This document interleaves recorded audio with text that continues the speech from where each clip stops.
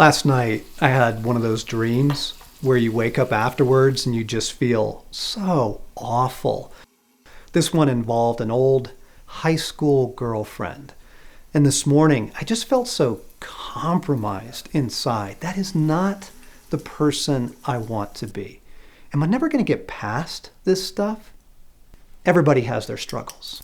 For too many years in our marriage, my wife Stacy struggled with an eating disorder, and it was heartbreaking for both of us. The guilt, the shame, and then the hopelessness that begins to enter in.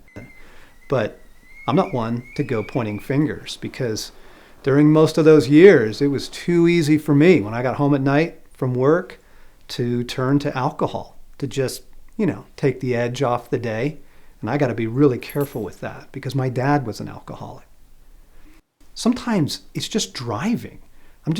I'm amazed at what comes out of me simply driving with, people acting like idiots, other drivers cutting you off, endangering people's lives, or just being so selfish on the road. And this anger, comes out in me, and I find myself wanting to lay on the horn, run them off the road. And I'm thinking, whoa, where is all this coming from?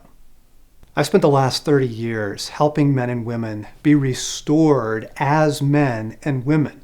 And the good news is you don't have to live with all that mess. There is a way to be good again. In Ephesians chapter 1, God says, I want to make you whole and holy by my love. And that's the secret. See, most people are chasing wholeness, but the surprise is you need the holiness part.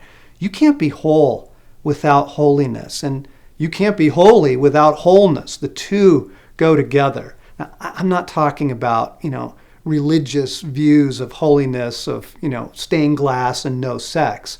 I'm talking about the captivating goodness that you see in Jesus.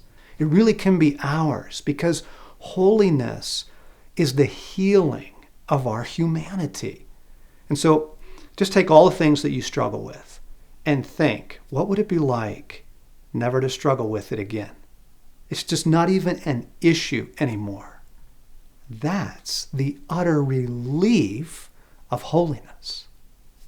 You got to check this out because this is, I believe, how our life is supposed to be lived. I know that the message is real and the impact that it's had on me is profound. I can let him be holy in me and through me.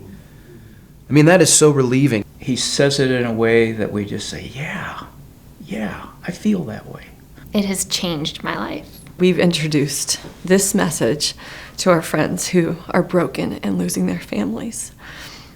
And we've seen it restored, which is why it just gets me here.